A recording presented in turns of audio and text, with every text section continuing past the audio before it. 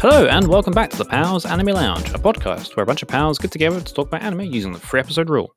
I'm your host, Nikki, and joining me are Ace. Hello. And again, just Ace. Unfortunately, due to more scheduling errors, we were unable to get Rhodes, which also means we were unable to get him back from his isekai wrestling adventure. He's doing well for himself, though. He's got a little party going, won a couple of battles. Not quite too sure if he's going to win over the Demon Lord, but we'll see what happens. And then he'll come back and tell us about how much he hated it. He doesn't like isekai. Today, we are talking about Battle Game in 5 Seconds. This is a series based on a web manga that has been produced by Synergy SP and Vega Entertainment. Synergy SP have worked on shows such as Initial D Final Stage, The Eighth Sun, Are You Kidding Me?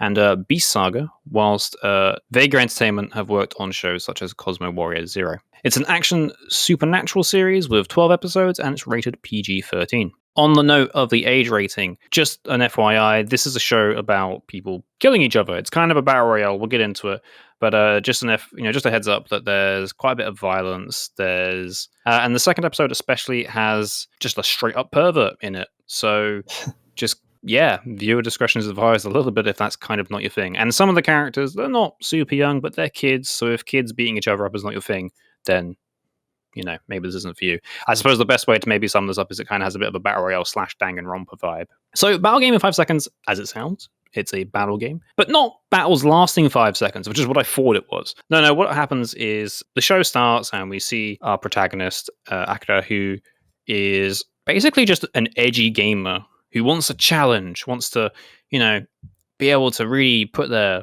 brain to good use. Then gets attacked by a person? Big question mark there. It's just this hulking person that comes out of a van and is roaring at them and just determined to kill them. I was going to say hijinks follows, stuff follows, and the kid ends up killing them. And we get another character who appears, who is a cat lady, shoots Akira, and then Akira wakes up in a room full of completely random people, all handcuffed. And that's when they're then told that they've been brought to some sort of unnamed institution where they've been strucken from the records, they no longer exist in society, and they've all been given strange powers where they now have to fight each other as sort of a weird test of all these powers. What are these powers? They manifest in a range of different ways. We've got people who can turn their arms into cannons, people who can turn invisible for a few seconds, people who can turn a stick into a sword. It's weird and wacky things. And from here, it's a fight. The Battle Game in 5 Seconds is just a reference to the fact that when a fight's about to begin, there is a 5-second countdown where then the handcuffs that essentially stop them using their powers will then turn off, and then they can use their powers. So it's 5 seconds to the fight, basically. And I'm not really too sure where to begin with this one because it's weird. The setup, as I just mentioned, Akira, the main character, is just super edgy. Everyone in the show is angry. Everything's just kind of crap, and now they're all just told to fight for their life, and it's just weird. And the second episode especially, where it just decides to focus on the sort of bad life that one of the girls has had, is just really awkward and uncomfortable to watch. As I mentioned, there is a literal pervert in the episode, and it just goes places. But then by the third episode, they're like, all right, time for team tournament arc, and it suddenly becomes quite interesting. And I'm not really too sure where to go from here. I would like to address the visuals, because there are several characters who wear an item of clothing which is a repeating pattern. There's a camouflage colouring on one of the characters, for instance, and that is animated separately to them. And it bugs me because it just looks so out of place. One of the characters has a bandana, and the girl who can increase her power 4 times. Her skirt's got this same a different repeating pattern, but it's the same animation style, and it just looks so out of place. It's not shaded the same as all the people. I just couldn't concentrate on the show when any of these repeating patterns were on there. Also, the way that the look of all of the characters seems like they're from different anime. The guy who can turn a stick into a sword looks like he's from One Piece, and there's this guy who straight up looks like Lupin the Third, the guy who can turn a button into a piece of rope. I'm not sure what they were trying to what decision prompted them to make everything look so weird. Yeah, that's a really good point actually, because like the sort of host, if you will, of the battles, the cat girl, kind of almost looks like they've come out of something like Soul Eater, and the point that you were just making in regards to the way like some of the patterns are done, it's almost like rather than have the texture of the item of clothing actually drawn and have the painstaking animation, it's almost what they've done essentially. At least this is in layman's terms, is basically just mask that area and then underneath that layer just have the texture across the whole screen.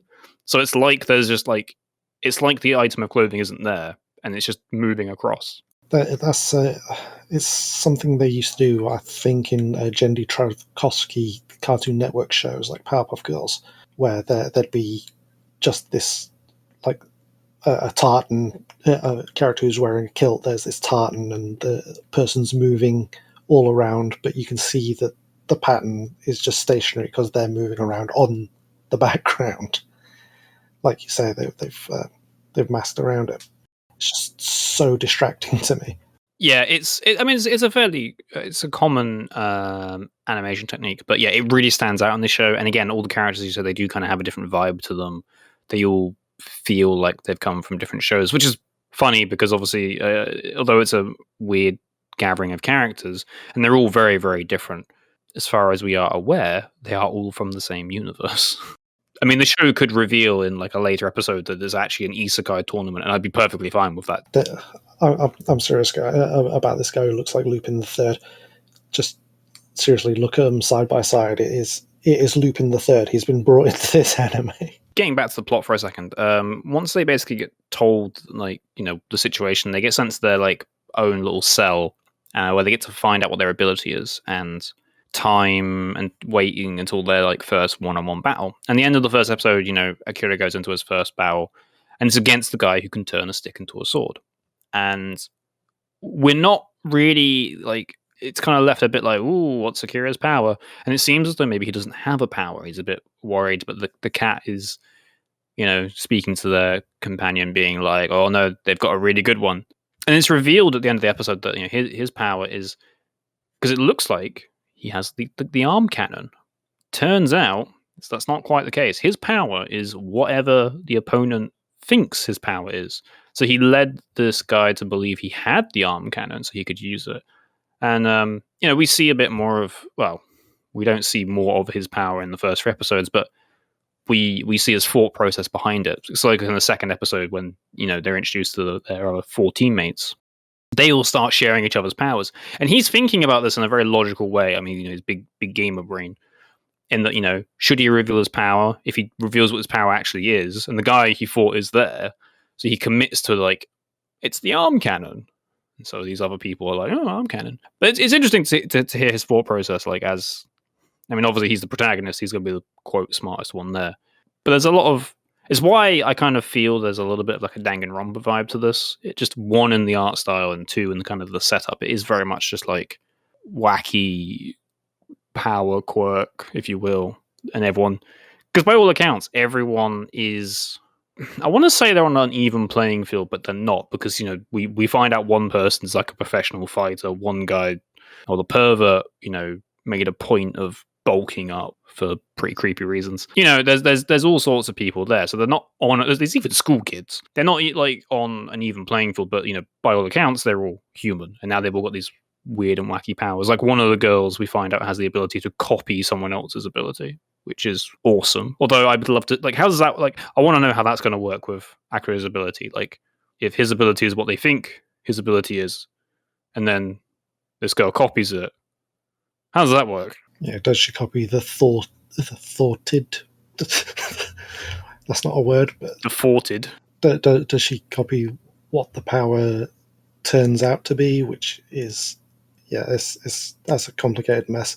But there is a caveat with her power that she can only copy it with 10% of the usefulness, because the fighter can make himself invulnerable for 2 seconds, and the girl decides, oh, I'll just give up this fight because I can only copy his power for half of a second. Yeah, it's kind of like, I guess this show in a way is just basically a generic battle royale, but with At least for the most part, characters seem to be a bit logical. Not all of them. Some of them are just a bit like, I'll just fucking kill my way out of this. Some are trying to be a bit deceptive, but at least in the first 4 episodes, we get an idea that like everyone's at least giving it some thought. Even in the second episode, where that the woman who's in a 90, reveals to have a very deadly ability. Even then, she still proclaims the only reason she kills someone is because, well, they said they have an ability that could have killed me. So there's a little bit of like, I won't say not psychology, but like there's a little bit of thought behind everyone's actions, which is at least interesting. It's not just, oh boy, time to kill. She does immediately show her true colours by trying to strangle her teammate. Oh yeah. She's an interesting character. That's one way to put it.